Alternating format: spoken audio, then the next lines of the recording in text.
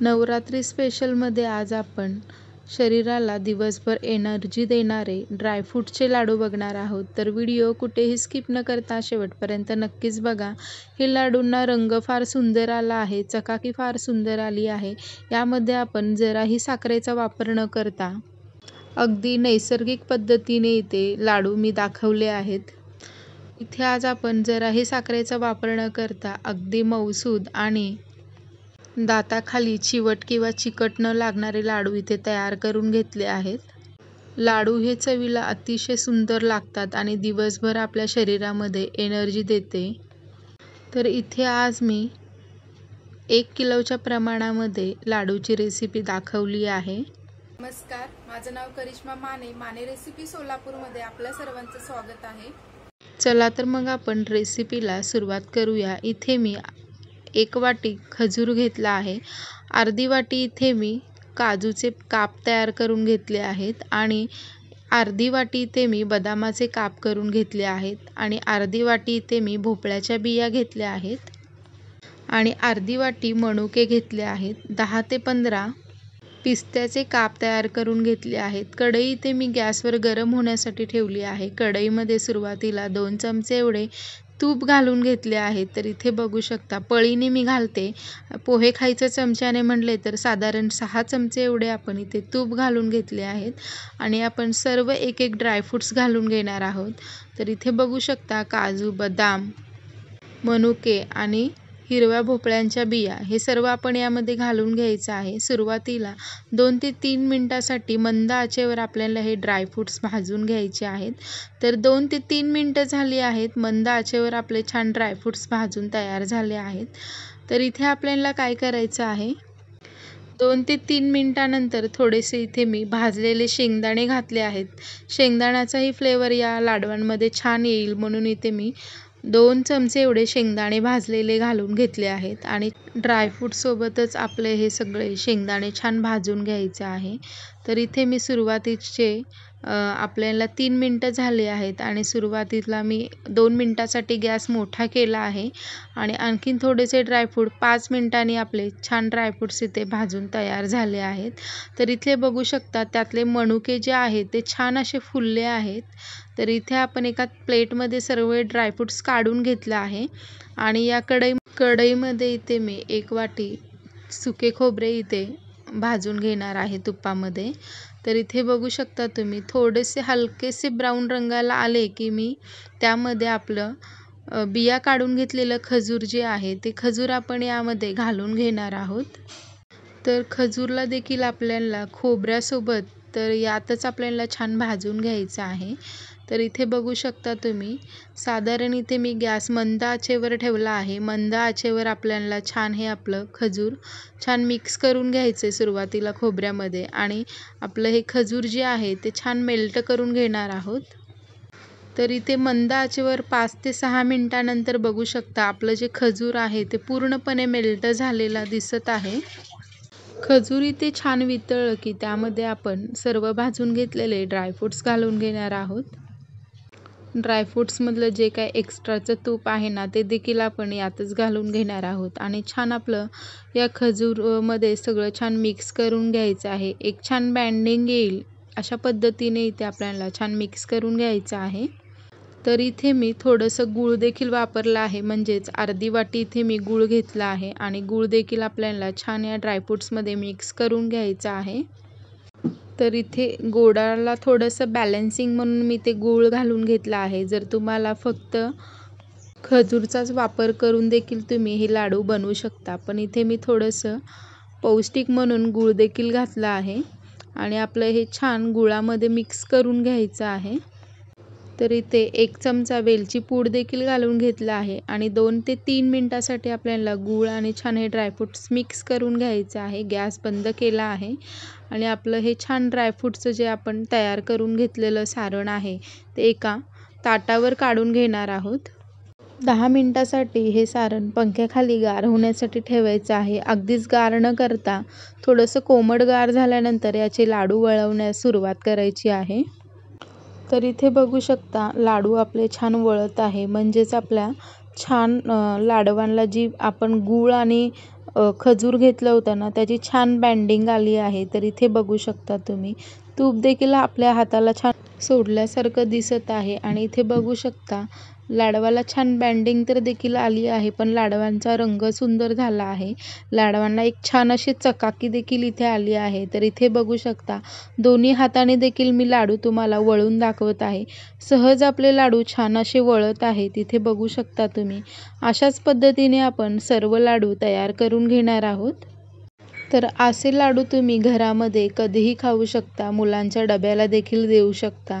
अतिशय पौष्टिक असे लाडू आहेत. तर इथे बघू शकता सगळे लाडू आपण अशा पद्धतीने तयार करून घेणार आहोत.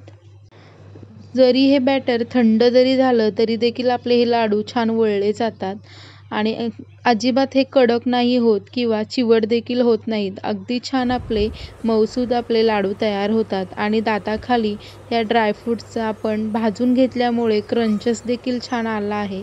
तर इथे लाडू बघा दिसायला किती सुंदर असा दिसत आहे आपला. तर दिवसभर एनर्जी देणारे अशा पद्धतीचे लाडू तुम्ही देखील घरी नक्कीच ट्राय करून बघा. व्हिडिओ आवडल्यास व्हिडिओला लाईक, शेअर आणि चॅनेलला नक्कीच सबस्क्राईब करा. समोर असलेल्या बेल आयकॉन बटनला प्रेस करून माने रेसिपीचे नवनवीन नोटिफिकेशन असेच मिळवत राहा. इथे मी तुम्हाला लाडवाची चव देखील सांगणार आहे. तर इथे बघा आपले मस्त असे लाडू तयार झाले आहेत. वजनी माप म्हणायचं तर साधारण आपले 1 किलो एवढे लाडू तयार झाले आहेत आणि अगदीच मोठ्या आकाराचे लाडू न ठेवता इथे मी मध्यम आकाराचे लाडू इथे तयार करून घेतले आहेत आणि वजनी माप मात्र छान 1 किलो एवढे आपले लाडू भरले आहेत. तर अशा पद्धतीची रेसिपी घरी नक्कीच ट्राय करा. लाडवांची रेसिपी आवडली असेल तर कमेंट देखील करायला अजिबात विसरू नका. तर इथे मी तुम्हाला लाडू तोडूनही दाखवणार आहे. तर इथे बघू शकता तुम्ही लाडू आपले छान आता साधारण 10 ते 15 मिनटं झाली आहेत लाडू तयार करून. तर आपले लाडू अतिशय मऊ असे झाले आहेत. जरा देखील चिकट किंवा कडक असे झाले नाहीत. अगदी मऊसूद असे लाडू झाले आहेत.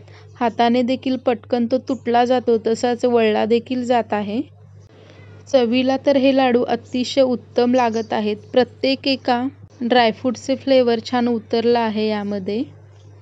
तोंडामध्ये छान भोपळ्यांच्या बियांचा हलक्याशा आपल्या खोबऱ्याचा देखील इथे दाताखाली चव येत आहे आणि प्रत्येक ड्रायफ्रूट्स आपले खाताना छान आपल्या तोंडामध्ये त्याची चव छान येत आहे.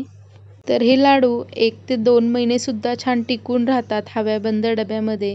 तर अशा पद्धतीची रेसिपी नक्कीच ट्राय करा. व्हिडिओ जर खूप जास्त आवडल्यास पुढच्या लोकांपर्यंत जास्त शेअर करा आणि व्हिडिओला एक लाईक देखील नक्कीच करा. तर पुन्हा भेटूया अशाच नवनवीन रेसिपीमध्ये.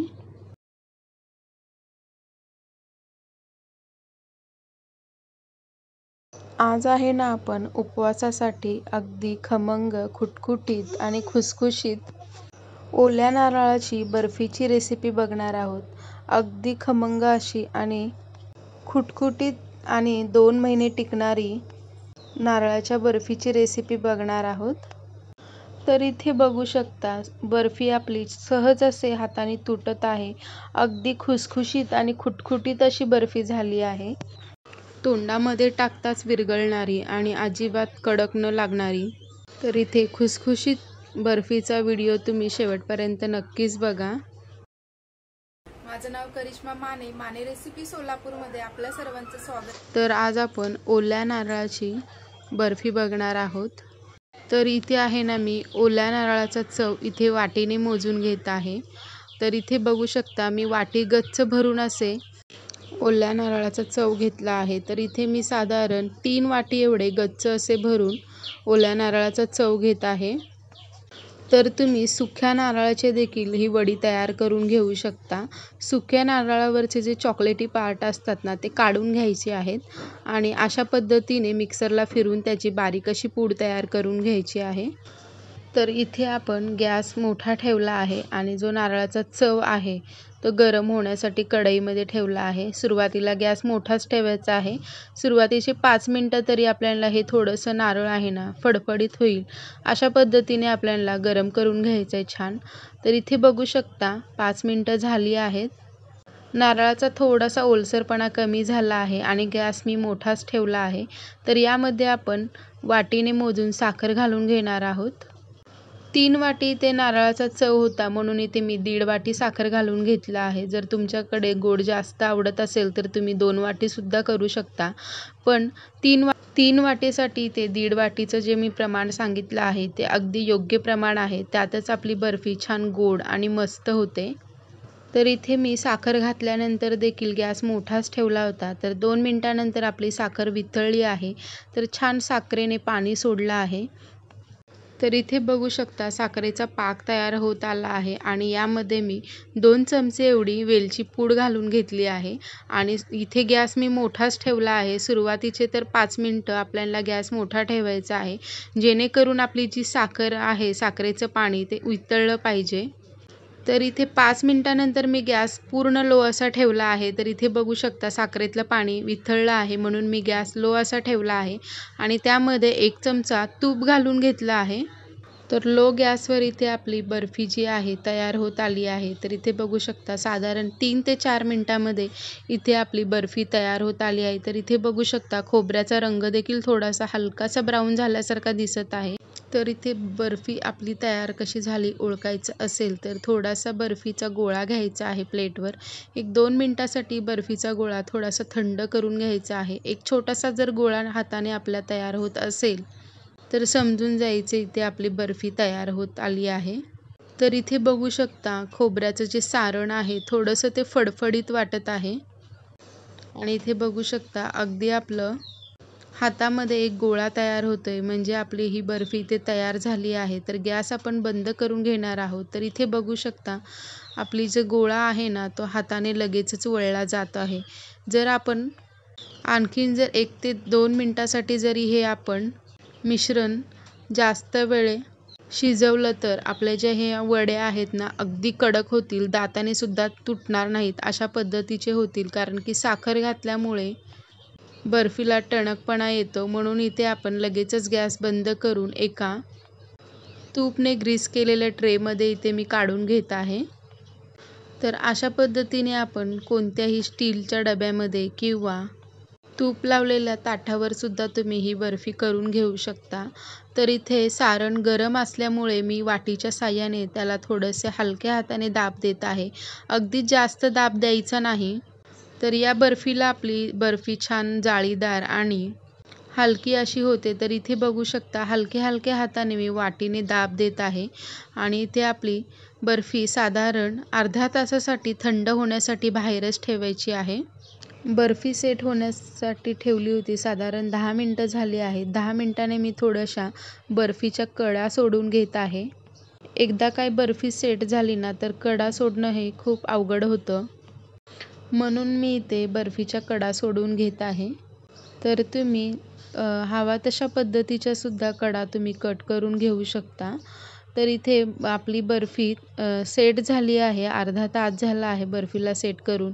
तर थोडासा बर्फीचा जो तुकडा आहे ना, माझी मुलगी लहान आहे म्हणून मी तिला काढून दिला आहे. तर इथे आपण आता बर्फी कट तुम्हाला मी करून देखील दाखवणार आहे. तर इथे बघू शकता अशा पद्धतीने मी इथे चाकूला आधीच कडा मारून घेतल्यामुळे ते सहजपणे बर्फी आपल्याला काढणं शक्य होत आहे. तर इथे बघू शकता खोबऱ्याची बर्फी अगदी खुटखुटीत अशी झाली आहे आणि मी तोडतानाच तुम्हाला अंदाज लागत असेल की बर्फी किती खुटखुटीत झाली असेल. जितकी ही बर्फी खुटखुटीत आणि तोंडामध्ये टाकताच विरघळणारी, चवीला तर एकच नंबर लागते ही बर्फी. तर अशा पद्धतीची बर्फी तुम्ही घरी नक्कीच ट्राय करा. तर इथे बघू शकता कोणत्याच मिल्क पावडरचा वापर न करता घरच्या साहित्यापासून अगदी मावा किंवा खव्यासारखी इथे 30 रुपयाच्या नारळापासून इथे अर्धा किलोची बर्फी तयार झाली आहे. तर इथे बघू शकता बर्फी मी तोडून देखील दाखवत आहे हाताने. अगदी खुसखुशीत झाली आहे बर्फी आणि इथे बघू शकता जरासुद्धा ही बर्फी कडक झाली नाही किंवा वातड देखील झाली नाही. जे काय मी साखरेचं आणि खोबऱ्याचं प्रमाण सांगितले आहे ते योग्य पद्धतीने केल्यामुळे बर्फी आपली चवीला अतिशय सुंदर अशी झाली आहे. जर तुम्हाला ओल्या नारळाच्या बर्फीचा व्हिडिओ आवडला असेल तर व्हिडिओला लाईक, शेअर आणि चॅनेलला नक्कीच सबस्क्राईब करा. ओल्या नारळाचा बर्फीचा व्हिडिओ आवडला असेल तर व्हिडिओला कमेंट देखील नक्कीच करा.